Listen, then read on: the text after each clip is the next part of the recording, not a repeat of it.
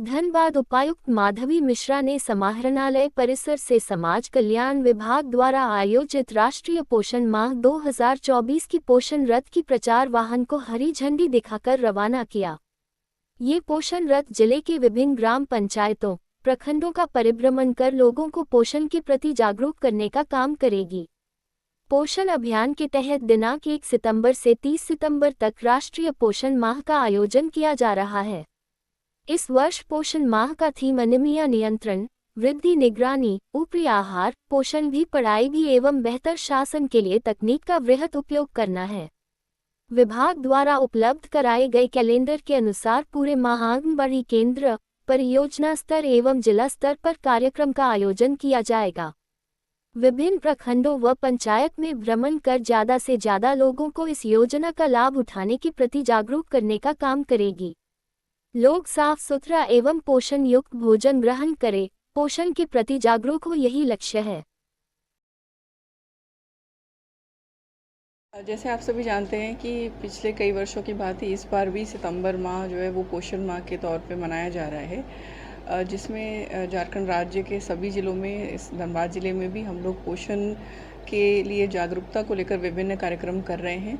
इसमें एक मुख्य कार्यक्रम ज़िला स्तर पर भी हम लोग करेंगे। हर साल की तरह इस बार भी पोषण माह का उद्देश्य यही है कि जो हमारे कुपोषित बच्चे हैं, ख़ास तौर से जो बच्चियां हैं, उनके ऊपर खास फोकस करते हुए समग्र पोषण पर फोकस करना, पोषण पर फोकस करना और साथ ही उस कैटेगरी के जो बच्चे अगर पढ़ाई से वंचित रह गए हैं तो उनके ऊपर भी फोकस करना।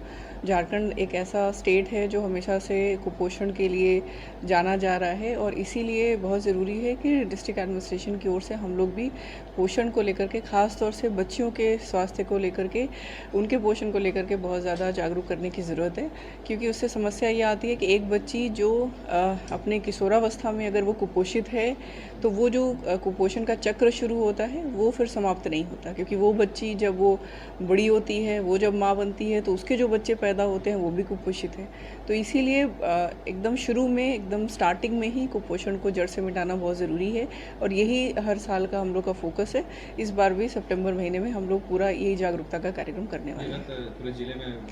हाँ जी, सभी पूरे जिले में सभी पंचायतों में ये रथ हमारा जा कर के जागरूकता का काम करेगा। कितने रथ ऐसे कई जिलों में घूम रही है? आज हम लोगों ने यहाँ पर 2 रथ रवाना किए हैं। इसके अलावा एक रथ हमारा वन स्टॉप सेंटर के लिए है। वो बेसिकली हम लोग एक गाड़ी यहाँ पर रवाना किए हैं।